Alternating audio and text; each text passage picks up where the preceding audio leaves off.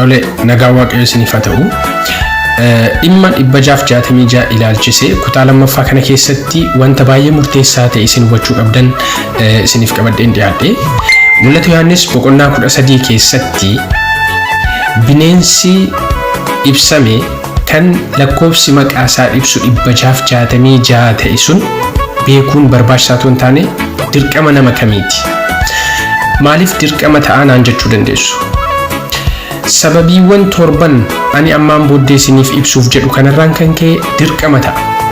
Sababni inni jalqabaa namni otoo hin beekiin bineensa kanaaf sagaduu ni danda'a. Anatu jedha osoo hin taane macaafa qulqulluutu jedha. Mul'ata Yohaannis boqonnaa 13 lakkoofsa 8 irratti maal jedha? Warra lafarra jiraatan keessaa uumamuu biyya lafaatii jalqabee maqaan isaanii macaafa hoolicha qalamee isa warri jireenya argachuuf jiran keessatti caafaman irratti hin argamne hundinuu bineensichaaf sagaduuf jiru jedha. Kun ilmaan namaa bakka lamatti qoode. Yoo macaafa hoolicha qalamee irratti hin argamtu ta'e ati jaalattis jibbitis bineensichaaf sagaduuf jirta jechuudha. Nama hundumaa ilaallata. Kana yeroo ibsu ergaa Yohaannis inni dura boqonnaan 5 lakkoofsi 19 akkas jedha. Nuyi kan Waaqayyo akka taane guutummaan biyya lafaa immoo harka isa hamaa jalaa akka jiru ni beeknaa jedha. Garee lamatu jira. Yookiin warra Waaqayyotti sagadan yookiin immoo harka hamaa jala warra jiran jechuudha. Harka isa hamaa yookiin harka seexanaa jala warra jiran jechuudha. Kanaaf iyyuu macaafni keenya dhimma kanarratti baay'ee ifaadha. Yoo garee Kiristoos hin taatu ta'e garee mormituu Kiristoos immoo taata jechuudha. Bineensi kun hubachuunsaa dirqama kan inni ta'uufis tokko sababii isa kanaati. Utuu hin beekin bineensichaaf sagaduutu jira. As keessatti niwutiraal giraawundii ta'uun hin jiru, hin danda'amu. Ani kan Kiristoosis kan jawwichaas ta'uu hin barbaadu jechuun hin danda'amu. Yookiin kan Kiristoos taata yookaan Kiristoos miti ta'e otoo hin jaallatiinis garee bineensichaa taata jechuudha. Kanaaf bineensi kun eenyu akka ta'e beekuun dirqama sitti ta'a. Baqachuuf illee jechuudha. Gara Kiristoositti baqachuuf jalaatii bahuuf eenyummaan isaa beekuun baay'ee murteessa. Qabxii lammaffaan Waaqayyo dha'icha gara laafina hin qabne garee bineensa kanaatti fiduuf jira. Anatu jedhamti. Dha'icha gara laafina hin qabne. Mul'ata Yohaannis boqonnaa 14 lakkoofsa 9 kaastanii yoo dubbistan akkas jedha.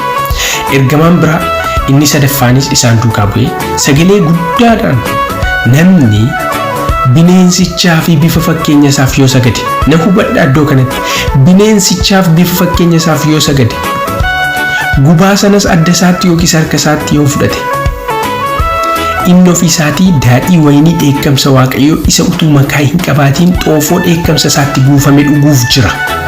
Fuula ergamoota qulqullootaatti, fuula hoolichaa durattis ibiddaaf dhagaa boba'uun dhiphifamuuf jira jedha.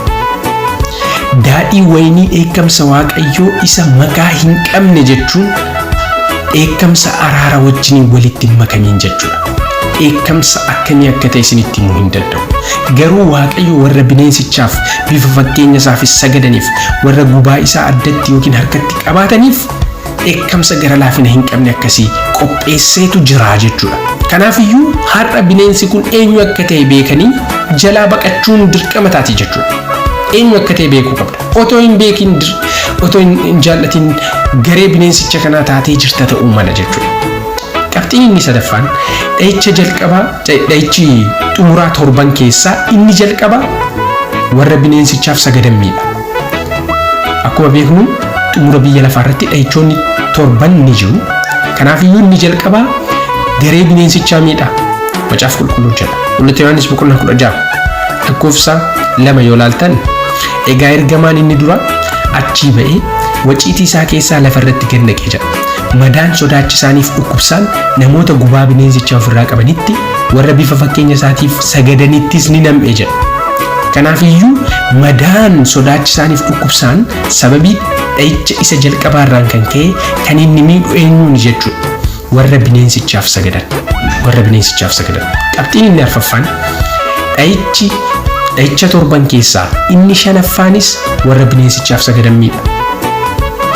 Mul'ata Yohaannis boqonnaa 16 lakkoofsa 10 yoo dubbiftan, ergamaan inni shanaffaan immoo waciitii isaa keessaa teessoo bineensichaa irratti gad naqee jira. Mootummaan bineensichaas dukkanaan liqinfamee jira. namoonnis dhiphina irraa kan ka'e arraba isaanii hin cicciniinanii jedha. Dhiphina arraba nama cicciniinsisutu garee bineensa kanaaf sagadaniif qophaa'ee jira jechuudha. Kanaaf iyyuu jalaa miliquuf bineensi kun eenyu beekuun baay'ee murteessaadha. Qabxiin shanaffaan warra bineensicha irratti mo'icha argate qofatu dha'icha jalaa oola. Dha'icha kana jalaa kan ooluu danda'u isaan qofaadha jedha macaafni qulqulluun. Mul'ata Yohaannis 15 lakkoofsa 1-2 dubbistu ani dandeessu ani lakkoofsa 2 dubbisa akkas jedha.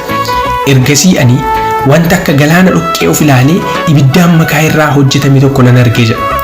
Akkasumas warri bineensicha bifa fakkeenya bineensichaa lakkoofsa maqaa isaatiif dhaabbatu irrattis mo'icha argatan kiraara isa kan Waaqayyoo harka isaaniitti qabatanii wanta akka galaana dhoqqee of ilaalee sana bukkee dhaabatanii nan arge jedha.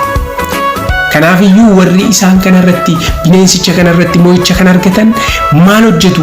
Kiraara of harkaa qabatanii fuuldura teessoo Waaqayyootti lakkoofsa 3 irratti isaan faarfannaa Musee garbicha Waaqayyoo faarfannaa holichaas ni faarfatu. So yeroo itti gareen bineensichaa rakkoo guddaa keessa jiran kanatti gareen holichaa immoo faarfannaa keessa jiru jechuudha.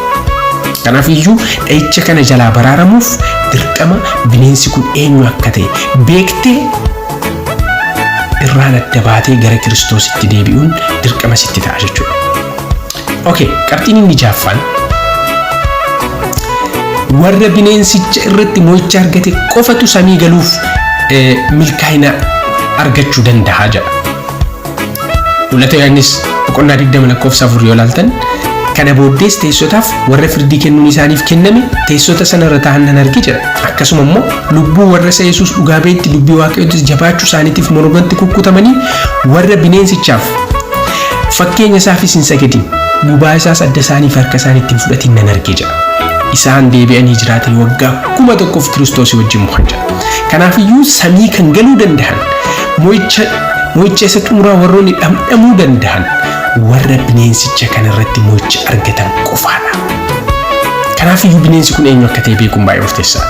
Akkasiin qorattaniif keessa keessanitti fedhii uumuufan qabxii kana isinitti himaa jira.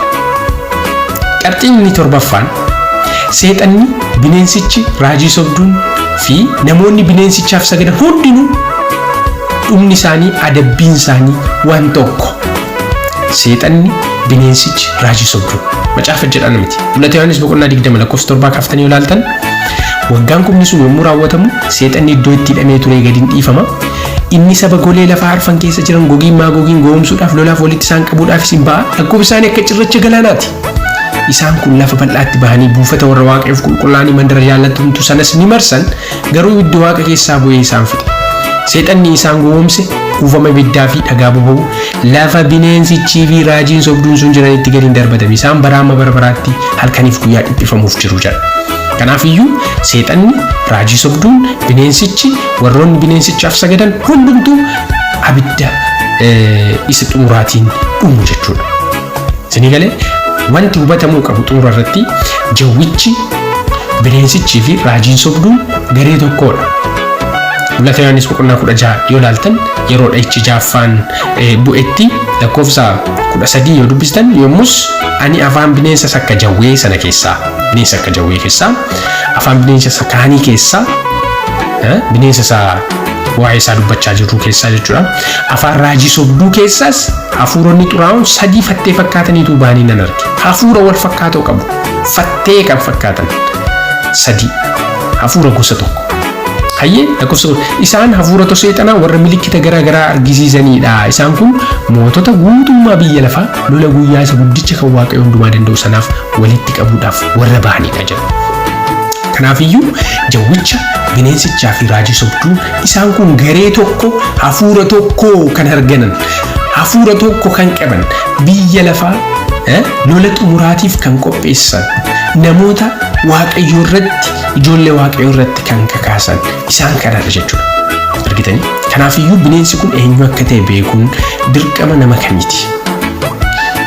Garuu immoo garee lama qofti beekuun baay'ee akka jiru beekuun baay'ee murteessaadha. Garee Kiristoos yookiin immoo garee mormituu Kiristoos. Eebbifamaa.